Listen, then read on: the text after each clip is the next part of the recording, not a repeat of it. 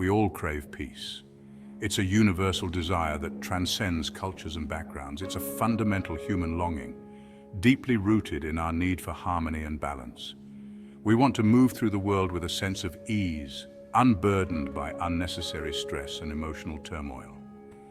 Imagine waking up each day feeling calm and centered, but sometimes the world throws us curveballs. Unexpected events can shake our foundation. People say or do things that trigger us, pushing our buttons and leaving us feeling hurt, angry, or frustrated. These moments can feel overwhelming. These emotional reactions can be powerful. They can surge through us like a storm, leaving us feeling out of control. They have the potential to derail our day, disrupt our relationships, and keep us from living our best lives. It's easy to feel trapped in these emotions, but what if I told you that you have more control over these triggers than you realize? You can harness your inner strength. You can learn to navigate them with grace and resilience. Through mindfulness and self-awareness, you can transform your reactions. The journey begins with understanding what triggers are, why they affect us so deeply, and most importantly, how to disarm their power over us. Knowledge is the first step to empowerment. This is about reclaiming your peace, finding your strength, and stepping into the fullness of who you are meant to be. Embrace the journey to a more peaceful you. Triggers are like emotional landmines. They are unresolved hurts, fears, or insecurities buried deep within us. When something in our present environment, a word, a tone of voice, a particular situation resonates with these past wounds, it sets off an explosion of emotional reactivity. Imagine a seemingly harmless comment from a coworker that sends you spiraling into self-doubt, or a family gathering where old dynamics resurface, leaving you feeling hurt and unseen. These are triggers at work. They hijack our nervous system, triggering a fight, flight, or freeze response. In those moments, it's like we're not really present. We're reacting from a place of old pain, not responding to the reality of the current situation. Triggers are deeply personal. What sets one person off might not faze another. It all goes back to our unique experiences and the meaning we've attached to them. Think about work. Maybe you were publicly criticized by a former boss, leaving you feeling inadequate and ashamed. Now, anytime your current manager offers constructive feedback, it triggers those same feelings of insecurity, even if the feedback is delivered kindly and with good intentions. Or perhaps in your personal life, you were constantly dismissed or overlooked as a child. Now, when your partner forgets an important date or doesn't seem fully present in a conversation, it can trigger those deep-seated feelings of unworthiness and insignificance. The first step to disarming your triggers is to cultivate self-awareness. This means turning inward and paying attention to your emotional landscape.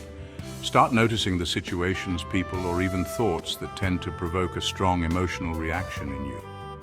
What are the buttons that people seem to be able to push? What are the themes that keep recurring in your life? Perhaps you consistently find yourself feeling disrespected, overlooked, or misunderstood. Don't judge yourself for having these triggers. We all have them. They are a natural part of being human.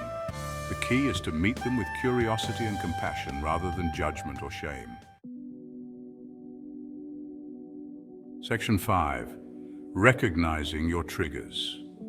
Recognizing your triggers in the heat of the moment can be challenging. Our instinct is often to react, to defend ourselves, or to withdraw. But with practice, you can learn to identify the subtle signs that you're being triggered. Pay attention to your body. Do you feel your heart racing, your palms sweating, or your muscles tensing? Notice your thoughts. Are you spiraling into negative self-talk, catastrophizing, or jumping to conclusions? And tune into your emotions. Do you feel a surge of anger, anxiety, or sadness? These are all signals that a trigger has been activated. The more aware you become of your unique trigger responses, the more empowered you'll be to interrupt the automatic reaction and choose a different path. Section 6. The pause, your moment of choice. One of the most powerful tools you have in managing your triggers is the pause. In the split second between feeling triggered and reacting, there is a space of choice. It might feel incredibly small, but it's there. That pause is everything. It's the moment you reclaim your power. Instead of reacting impulsively, You can choose to respond with intention. Take a deep breath. Step away from the situation if you need to. Give yourself the time and space to process your emotions and choose a course of action that aligns with your values and your highest good.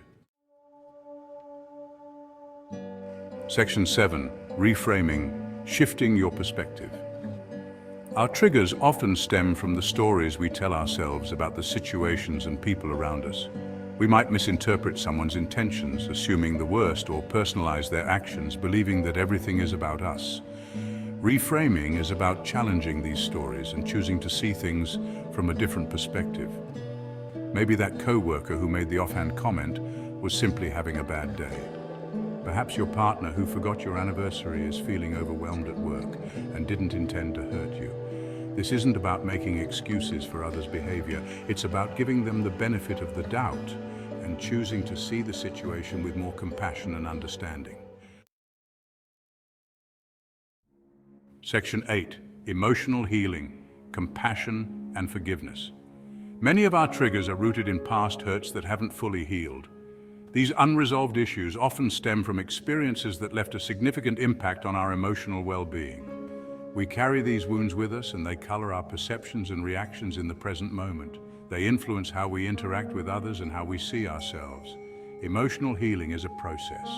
It involves peeling back the layers of pain and addressing each one with care and attention. It takes time, courage, and self-compassion. Each step forward, no matter how small, is a victory in itself. Start by acknowledging the pain that's present. Recognize it as a part of your journey, not as a defining feature of who you are. Allow yourself to feel it fully without judgment. Embrace the emotions as they come, understanding that they are a natural response to your experiences. Then extend compassion to yourself. Treat yourself with the same kindness and understanding you would offer a dear friend. You did the best you could with what you knew at the time. Acknowledge your efforts and give yourself credit for your resilience. If possible, try to find compassion for the other person involved. Understand that they too were acting from their own place of pain or misunderstanding. This doesn't mean condoning their actions. It simply means choosing to release the anger and resentment that are keeping you stuck. Letting go of these negative emotions can free you. Forgiveness is a powerful act of self-care. It allows you to reclaim your peace and move forward with a sense of liberation.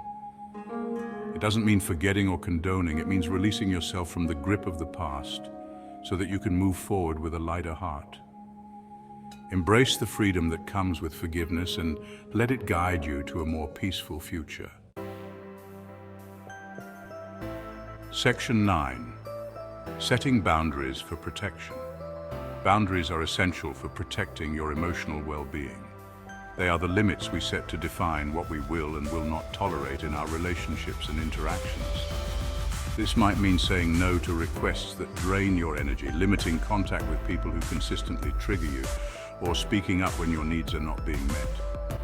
Setting boundaries can be challenging, especially if you're used to people-pleasing or putting others' needs before your own.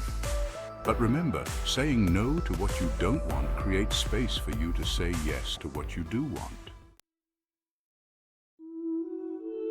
Section 10. The journey to emotional freedom. Learning to manage your triggers is a journey, not a destination. It's a continuous process that requires patience, dedication, and self-compassion. There will be times when you handle things perfectly, and there will be times when you fall back into old patterns. Be kind to yourself during these moments of struggle and recognize that setbacks are a natural part of growth. This is a process of growth and evolution. Just like a plant needs time to grow, you too need time to develop and nurture your emotional resilience. The more you practice self-awareness, the more skilled you'll become at recognizing and managing your triggers. This practice will help you build a stronger foundation for emotional stability. You'll find that you're less reactive, more resilient, and more capable of navigating challenging situations with grace and composure.